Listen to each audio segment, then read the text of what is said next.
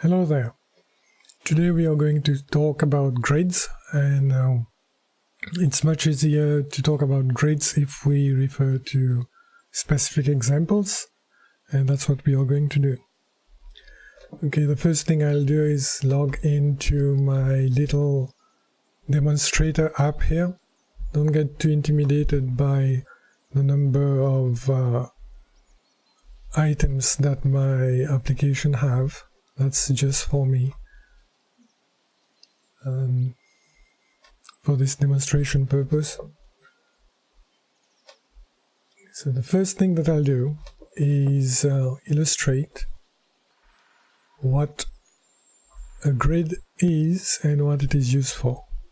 There is one functionality of grids that's important for us, and it's snap to grid function. Or snap to position. Basically what that does is it allows you to position your objects accurately. So if you want to place a set of objects on the ground and you want them to line up, you would use the snap to grid functionality. Let's one good candidate that would require this sort of functionality is when you're trying to make like a path. Okay, so let's try to create an example around that. So I'm trying to find okay, pavements is the category of objects that would provide us with a set of pieces that we can assemble to create different types of paths. So we have an 8-meter, let's pick this 8-meter path here. It's very longish, and we can try to create very quickly to illustrate. Oh, did I remove it? Okay, let me try to, that was an error, user error actually. So now I'm going to select this and rotate by 90. It's a bit too close, so maybe if I click here, that should do it. Alright, so we have like a 90-degree corner here, and I can, if I want, maybe add a T-junction. Oh wow, okay, that was good eyeballing, so I got it straight away. So you can place your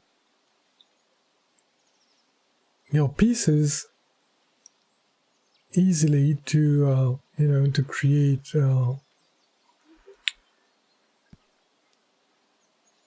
whatever you want, basically. So let me see. This one is going to place it somewhere here. Rotate. Maybe. Okay. So you can see how easy it is to create like a path. Okay. So in this case we have used like a flat grid. Now I'm going to illustrate an example where you can have like a vertical grid. So we are going again to go into layout tools and pick like a vertical guide. This is very important because it will expand your creative opportunities. Alright, so now we have like a vertical grid, and why would you want to use that? Well, if you want to have like a grid that's vertical, you can use it. You can, what's the need for a vertical grid? Well, maybe you want to place pictures. So I would maybe place a picture here, and maybe I'm going to place, let's say, like smaller ones around that. We'll have another tutorial for pictures so that you get to know how to add those information, like picture information in those objects, and they will actually display images. let's focus on grids for now. So you can place objects on a vertical plane, and if you want to have any other orientation for the vertical grid, that's also possible. So just keep that in mind. Oh, I keep on removing the objects that I'm placing. So I'm going to rotate this, let's say 45 degrees. And, you know, I can add a grid, you know, at 45 degrees. So those are basically examples of 2D grids that you can place anywhere, and then you can add objects, you know, on top. Let's see what we can do.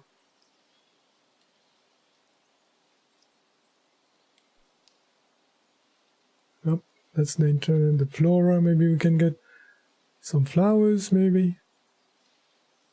Okay. Let's do this. This is more interesting. So let's say you want to, sorry. Oh, what did I clicked on another application here. It's opening. All right, so we are back. Let me try to place those flowers in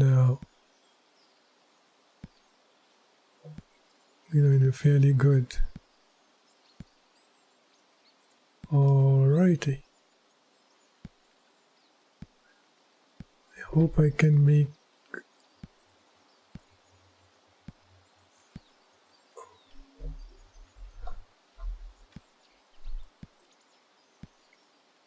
okay. So you can pretty much, you know, do all these neat things.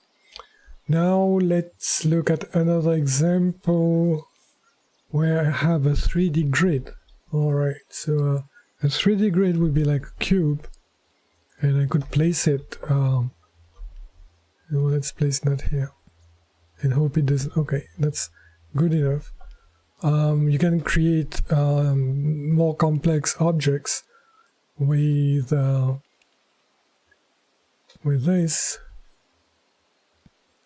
Let's try to create a tower, and you can see that even the grids are snapping to position.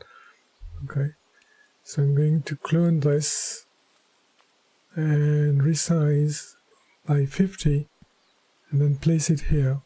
So I have this kind of tower design. And now just to differentiate from this type of building where you have, you know, you are using, you know, fairly complex objects like a tree. It's fairly complex. It's not like a simple Lego block. And you can, you know, place them and line them up.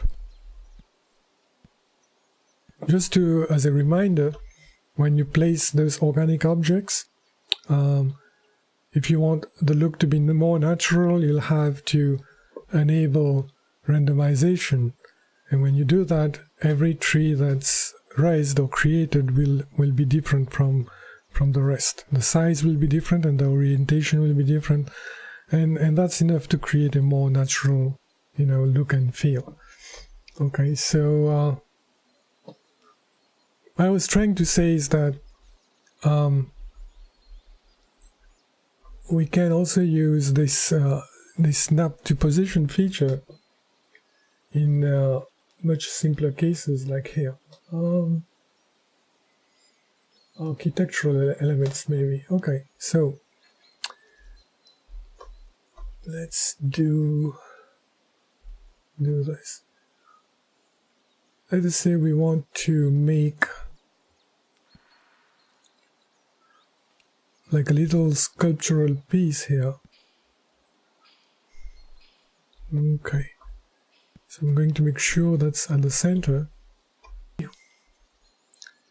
Like just an example that I wanted to give. I'm just doing this completely at random, and my only purpose here is to illustrate snap to grid using a 3D grid object basically, and get it out of the way, and because it's here, let me get it precisely, and make sure that I record, you know, the actual effort that goes into it, so that you can, it's like a real-time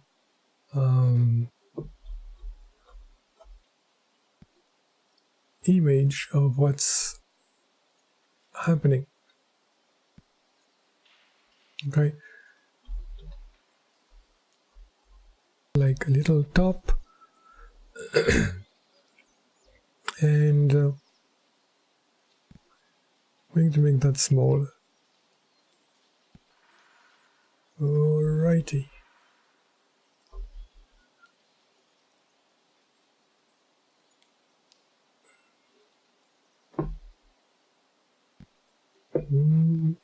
It's just an example using those panels, but you could have you know, plants that you would put on those on those grids, and the grids don't necessarily need to be like a cube. It could be pretty much anything if you want to, and that kind of opens up the design space a little bit. Okay, so I'm going to now put these around, and maybe we'll create like a little monument piece.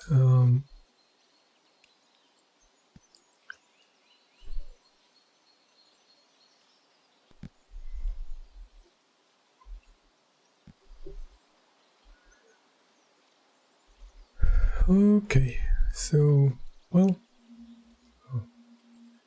let's do it. Rotate, rotate, and rotate. Oops.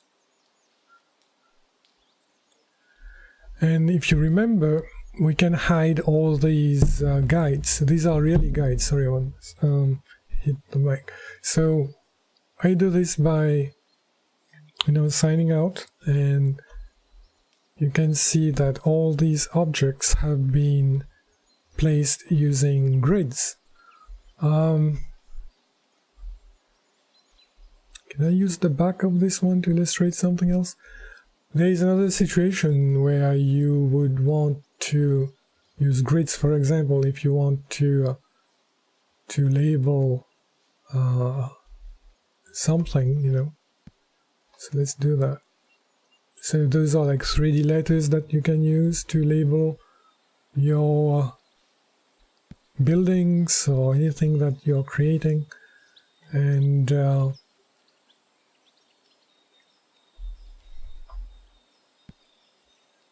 can do that. Just to give you an example, just to inspire you a little bit.